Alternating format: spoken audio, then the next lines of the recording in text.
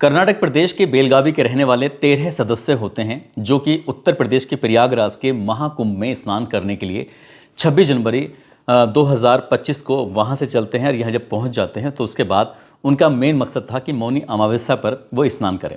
इन्हीं सदस्यों में से एक लड़की होती है जिसका नाम मेघा होता है। मेघा की उम्र लगभग 24 साल के आसपास होती है। सोशल मीडिया पर उसने एक वीडियो बनाया और वीडियो बनाने के बाद अपलोड कर दिया और लोगों को एक संदेश दिया। उसने कहा कि हम कुंभ के मेले में हैं, यहाँ बहुत भीड़ है, इसलिए संभव हो तो आने से बचें। हालांकि आप आना चाहते हैं तो कृपया सावधान रहें, एक दूसरे का हाथ थामे रहें। दरअसल ये वीडियो जब उसने वीडियो के माध्यम से लोगों को संदेश दिया तो ये संदेश लगातार सोशल मीडिया पर वायरल होने लगता है। वायरल होने के पीछे एक वजह होती है। मेघा जिसकी उम्र 24 साल होती है वो महाकुंभ के उस भगदड़ में मारी जाती है। न केवल मेघा मारी जाती है बल्कि वो 13 सदस्य जो आए थे उसमें उसकी माँ भी आई थी जिसकी उम्र लगभग 50 साल के आसपास होती है। ज्योति और मेघा जब ये दोनों मारे जाते हैं इस भगदड़ में तो ये कहानी, ये घटनाक्रम सोशल मीडिया पर इसलिए वायरल हो जाता है क्योंकि कुछ समय ही पहले इस लड़की ने ये संदेश दिया था, मैसेज दिया था कि थोड़ा संभल कर। अब कर्नाटक प्रदेश के मुख्यमंत्री को जब ये बात पता चलती है तो कर्नाटक के 4 लोग इस भगदड़ में मारे जाते हैं। उनको लाने के लिए अधिकारियों को विशेष विमान की व्यवस्था की जाती है।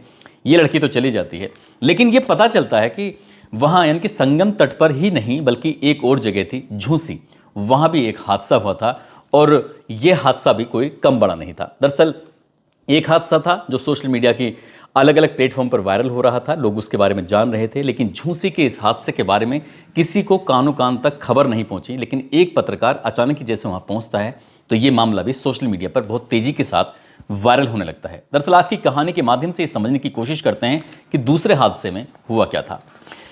आदाब, नमस्कार, सत श्री अकाल। मैं उस्मान सैफी। आज की जो सच्ची घटना मैं आपको सुनाने जा रहा हूं, ये सच्ची घटना है उत्तर प्रदेश के प्रयागराज में जो महाकुंभ चल रहा है। महाकुंभ में झूसी में एक स्टोर लगा हुआ था हल्दीराम कंपनी का और इस स्टोर पर बड़े बड़े अक्षरों में लिखा हुआ था largest snacks company of India.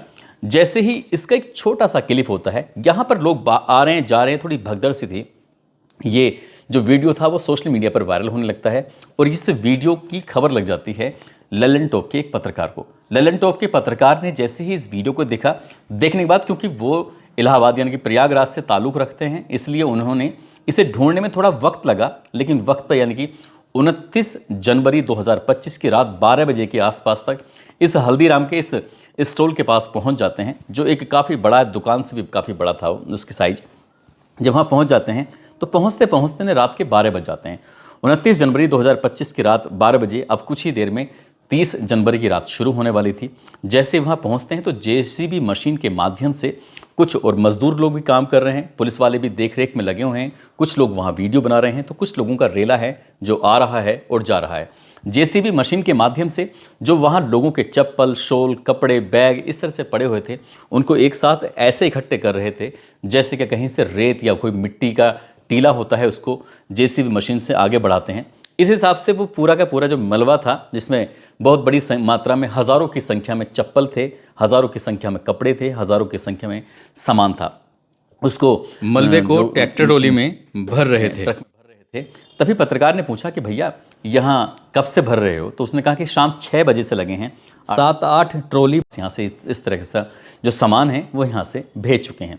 जैसे ही पत्रकार ने ये देखा तो उसे बड़ा आश्चर्य हुआ, ताज्जुब हुआ कि लोगों को तो लग रहा था कि संगम तट पर ही हादसा हुआ है, लेकिन यहाँ तो शायद उससे बड़ा हादसा था क्योंकि हज़ारों की संख्या में लोगों के जो सामान थे वो यहीं पे छूट गए थे और उनको ढोने के लिए, उनको ले जाने के लिए, उनको फेंकने के लिए, रास्ता साफ करने के लिए जेसीबी मशीन का सहारा लिया जा रहा था। जगह जगह कैंटर खड़े हुए थे और कैंटर में वो भरा जा रहा था। आखिरकार जो नज़र पड़ जाती है यहाँ से पास में यानी कि ठीक पास में एक चौकी होती है। चौकी को तो भीड़ की वजह से उसे तहस नहस हो जाती है, उसके जो अवशेष थे वो अवशेष ही बचते हैं, बाकी तो चौकी वहाँ रहती नहीं है। लेकिन ठीक उसके बराबर में जो था ये हल्दीराम का स्टॉल था। हल्दीराम के स्टॉल के पास जैसे ही ये पहुँचते हैं तो वहाँ जाने के बाद एक लड़की जिसका नाम नेहा ओझा होता है, नेहा ओझा ने जैसे ही पत्रकार को देखा तो पत्रकार पर वो भड़क जाती है, कहती है कि तुम्हें पहुँचते पहुँचते इतना वक्त लगा। पत्रकार ने माफ़ी मांगते हुए कहा कि बहन हमें माफ़ कर देना, हमें जानकारी नहीं थी, जैसे ही जानकारी मिली है मैं अकेला ही यहाँ पहुँच पाया हूँ।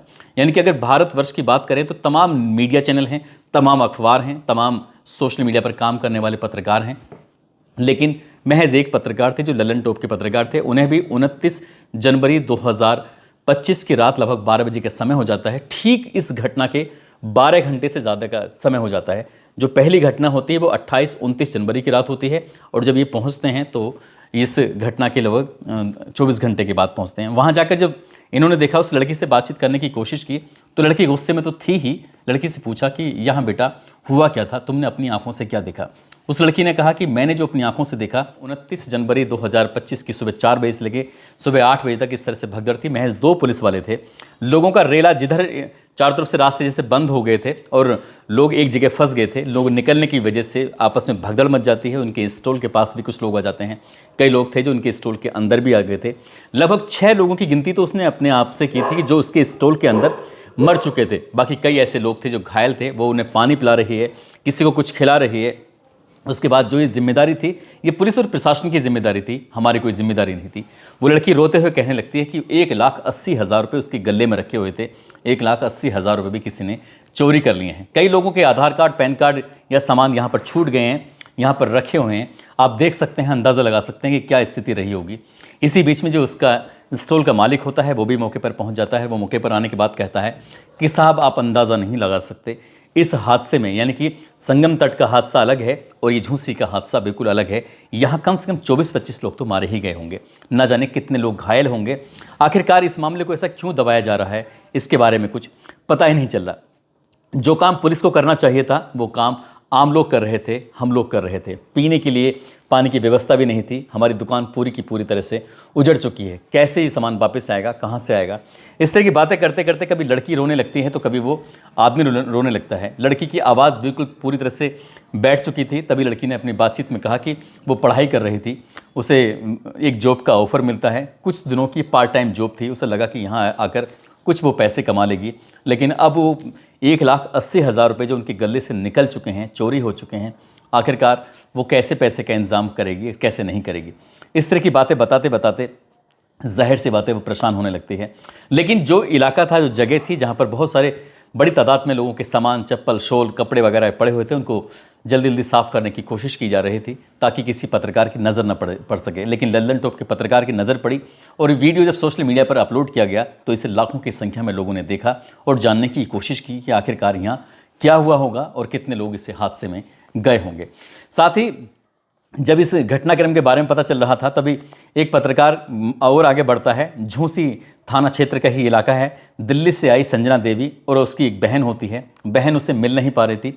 वो अपनी बहन से 100 मीटर दूर थी और 100 मीटर दूर जब वे इस थाने पहुंचती है तो वहां जाने के बाद उसे पहुंचने में अच्छा खासा वक्त लग जाता है और वो वक्त लगने में वो लड़की रोने लगती है। आखिरकार अपनी बहन तक तो पहुंच जाती है, लेकिन 2 दिन से वो अपनी माँ को ढूंढ रही थी। दोनों बहनें, माँ नहीं मिल पाती और माँ को याद करके उसके बारे में सोचकर वो रो रही थी। जब पत्रकार ने पूछा कि तुम कौन हो, कहाँ से आए हो, उस लड़की ने कहा मेरा नाम संजना है और मेरी माँ क्रांति देवी है। जो क्रांति देवी 2 दिन से लापता है, हमने कुछ भी नहीं खाया है, हम बहुत परेशान हैं। प्रशासन से पूछते हैं तो कहते हैं कि 14 नंबर पुल पर चले जाओ, और या फिर बात करते हैं तो 18 नंबर पुल पर चले जाओ। एक भी दूरी पार करने में कितना मुश्किल काम है। जब ये रात में हादसा होता है, यानी कि सुबह के वक्त जब हादसा हो रहा था, तो उस हादसे की वो शायद चश्मदीद गवाह होती है। वो बताती है कि जब चारों तरफ से रास्ते बंद कर दिए गए थे, ऐसी स्थिति में कहाँ से निकलें ये समझ नहीं पा रहे थे। और लाखों लोग एक साथ जब चलेंगे तो जाहिर सी बात है आगे क्या हुआ होगा। छोटे छोटे बच्चे अपनी माँ की गोद में दम तोड़ देते हैं। इस तरह की वो बातें करती है। तो हालांकि कुछ लोग भी यहाँ पर आ जाते हैं और सरकार को डिफेंड करना शुरू कर देते हैं। कहते हैं कि जब इतना बड़ा आयोजन हो रहा है तो कोई जानबूझ के कोई हादसा नहीं करेगा। यह हादसा अचानक हुआ है और इसके मामले की जांच हो रही है। जल्द से जल्द इस घटनाक्रम का भी खुलासा हो जाएगा। ऐसे ही गोरखपुर के उनवल के वार्ड नंबर 4 के रहने वाले 27 जनवरी की सुबह 5 महिला और 3 पुरुष होते हैं। वो बुलेरो कार से सीधा स्नान करने के लिए पहुंच जाते हैं। जैसे ही 28 और 29 की रात संगम तट पर ये स्नान करने के लिए जा रहे थे, अचानक से भगदड़ मच जाती है। इन 8 लोगों में जो एक पुरुष होता है जिसका नाम पन्ने निषाद होता है और एक महिला का नाम होता है नगीना देवी, दोनों की भगदड़ में मौत हो जाती है। बाकी जो इनके 6 सदस्य होते हैं, उन्होंने जब ये घटनाक्रम की सूचना घर वालों को दी तो घर वालों का रो रो कर बुरा हाल हो जाता है। ऐसे ही बिहार के गोपालगंज जिले के अलग अलग जगहों की 4 महिलाएं होती हैं। एक का नाम क्रांति देवी होता है, एक का नाम तारा देवी होता है, एक का नाम सरस्वती देवी होता है, एक का नाम शिवकाली देवी होता है। वो जो भगदड़ मची थी रात 28 और 29 जनवरी 2025 की रात को उस भगदड़ में गोपालगंज बिहार की 4 महिलाएं जब मारी जाती हैं। इन्हीं महिलाओं में शिवकली देवी की 4 बेटियां होती हैं, 2 बेटे होते हैं। एक बेटे का नाम छोटन होता है, दूसरे का नाम राहुल होता है। राहुल बिहार में विदेश में रहकर नौकरी करता है और छोटन जो होता है वो पुणे में रहकर नौकरी कर रहा था। जब उन्हें पता चलता है कि उनकी माँ इस हादसे में मारी जा चुकी हैं तो दोनों ही बेटे अपनी माँ के अंतिम दर्शन करने के लिए चले आते हैं। पिता की पहले ही मौत हो चुकी है। इस तरह की कहानी है मऊ जिले की। मऊ जिले का थाना लगता है कोपागंज और कोपागंज थाने का एक गांव लगता है फतेहपुर ताल नरजा।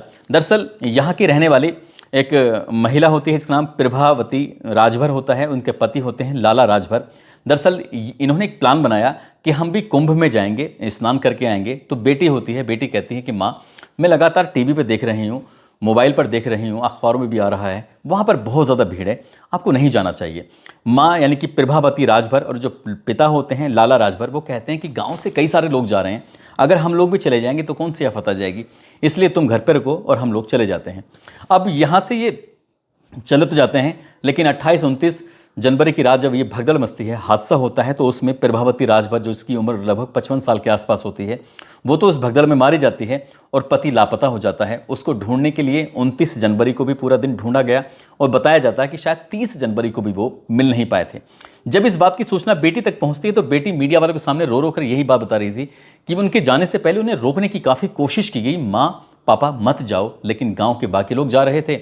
बाकी लोगों के साथ वो चले जाते हैं। गांव के जो बाकी लोग थे उन्होंने ये सूचना दी तुम्हारी माँ मर चुकी है, पिता तुम्हारे लापता हैं, उन्हें हम लेके आ रहे हैं। इस तरह की बातें, कहानी चाहे लखनऊ की मंजू की हो, मंजू भी अपने पति के साथ त्रिभुवन नारायण जो कि एक इंजीनियर भी बताए जाते हैं और उनके साथ वो गई हुई थी। और इसी भगदड़ में जो मंजू देवी हैं वो तो मारी जाती हैं, लेकिन त्रिभुवन घायल हो जाते हैं। बच्चों ने भी इनको रोकने की कोशिश की थी। माँ को कहा था कि माँ एक बेटा एक बेटी है कि मत जाओ, वहाँ पर भीड़ हो रही है, लेकिन पता नहीं उन्होंने जिद पकड़ ली और मंजू देवी भी इस हादसे का शिकार हो जाती है। ऐसे ही बिहार के औरंगाबाद के रहने वाली राज रानी देवी जिसकी उम्र लगभग 55 साल के आसपास होती है, गांव उसका सोसुना होता है। और इसी ज़िले यानी कि बिहार के औरंगाबाद ज़िले के गांव मनपुरा की रहने वाली सोनम कुमारी जिसकी उम्र लगभग 20 साल के आसपास होती है, वो भी इसी हादसे का शिकार हो जाती हैं। ऐसी ही कई कहानियाँ हैं जो लोगों के सामने शायद कभी आ भी पाएंगी या नहीं आ पाएंगी, लेकिन कुछ लोगों के लिए ये महाकुंभ का जो मामला था, इसमें जो भगदड़ मचती है उसमें ज़िंदगी भर तक का उनके लिए दर्द बन जाता है। हालांकि इस दर्द को कम करने के लिए मुख्यमंत्री योगी आदित्यनाथ ने उच्च स्तरीय न्यायिक जांच करने के आदेश दिए हैं और ये भी कहा है कि जो भी दोषी होगा उस दोषी को किसी भी कीमत पर बख्शा नहीं जाएगा। साथ ही जो मरने वाले हैं मृतक आश्रितों के परिवार को लगभग 25-25 लाख रुपए का अनुदान भी दिया जाएगा, उनके लिए मुआवजा दिया जाएगा, ताकि हालांकि वो जो मरता है उसकी भरपाई तो नहीं होती, लेकिन सरकार ने उनके ज़ख्मों पर थोड़ा बहुत मलहम लगाने की कोशिश की है ताकि जो दिक्कत परेशानी है। अब इसी बीच में सोशल मीडिया पर एक मामला था जो बहुत तेज़ी के साथ वायरल हो रहा था। अलग अलग क्लिप्स हैं, चाहे वो डीएम की क्लिप्स हों, चाहे वो एसएसपी की हों या डीआईजी की हों या कमिश्नर की हों। जो क्लिप्स हैं वो वायरल हो रही थी जिसमें एसएसपी ये कह रहे हैं कि कोई भगदड़ नहीं मचती है, जबकि डीआईजी को देर शाम यानी कि 29 जनवरी 2025 की देर शाम ये कहने के लिए मजबूर होना पड़ता है कि 30 लोगों की मौत हो चुकी है, 25 की पहचान कर ली गई है, 90 जिसमें घायल हैं। और एसएसपी के बयान से ये एकदम विरोधाभासी होता है। कमिश्नर भी कहते हैं कि जल्दी जल्दी उठो, जाके स्नान करके आओ, भगदड़ मचने वाली है। इसका मतलब इनको लोगों को पहले ही पता था कि कुछ ना कुछ होने वाला है। काश इन्होंने सही से इंतज़ाम किए होते। और क्या इनके ऊपर जो इनकी जो सवाल खड़े होते हैं इनके ऊपर, क्योंकि जिस तरह के बड़ी संख्या में बड़ा अच्छा खासा गवर्नमेंट ने पैसा खर्च किया है ताकि किसी भी श्रद्धालु को, किसी भी व्यक्ति को यहाँ आने पर किसी भी तरह की दिक्कत परेशानी ना हो। लेकिन ये बताया जाता है कि प्रशासन का जो ध्यान था पूरी तरह से वो वीवीआईपी जो पर्सन आए हुए थे, वीवीआईपी जो लोग आए हुए थे, बस उनकी तरफ ज़्यादा ध्यान था। आम लोगों की जो सुरक्षा थी वो उनके खुद के भरोसे थी और शायद यही वजह थी कि भगदड़ मच जाती है और कई लोग इस भगदड़ में मारे जाते हैं और कई लोग इस भगदड़ में घायल हो जाते हैं। दोस्तों, इस पूरे घटनाक्रम को सुनाने का उद्देश्य किसी को परेशान करना नहीं है, किसी का दिल दुखाना नहीं है, बल्कि आपको जागरूक करना है, आपको सचेत करना है। आप जहाँ भी रहें अपना ख्याल रखें। अगर महाकुंभ में जाएँ तो अपने साथियों के साथ रहें और कोशिश करें कि किसी भी तरह की अफवाह से बचने की कोशिश करें। और जब भगदड़ इस तरह की कोई बात होती है तो कोशिश की जाए कि किनारे पर जाने की कोशिश करें। और हालांकि जब हादसे होते हैं तो वो रुकते भी नहीं हैं। अब इसके पीछे कौन जिम्मेदार होगा, कौन नहीं होगा, ये तो जांच के बाद ही स्पष्ट हो सकेगा। जाते जाते कृष्ण कुमार हैं, आरुषि हैं जो बस्ती से हैं, रंजीत यादव हैं, सीकर से मुकेश कुमार हैं, बाड़मेर से तेजमल सिंह हैं। आज इन सभी का जन्मदिन है। इन सभी को जन्मदिन की ढेरों सारी शुभकामनाएं, बहुत बहुत मुबारकबाद। साथ ही कुछ लोगों ने नाम लेने की अपील की है, जिसमें प्रयागराज से अंशिका पांडे, रीवा से सोहन कुशवाहा, बलरामपुर से रमेश कुमार गुप्ता, दरभंगा से रोहित साहनी, वाराणसी से इरफान अंसारी, रियांस, सीतामढ़ी से विनय कुमार, ललित प्रजापति, अमित कुमार, अंशुल, चंदन, सरोज भट्ट, सुमन मौर्य, शंकर पांडे, रामवीर सिंह, सुनील गौतम, पुनीत कुमार। आप सब लोग अपना ख्याल रखें, सुरक्षित रहें। जय हिंद, जय भारत।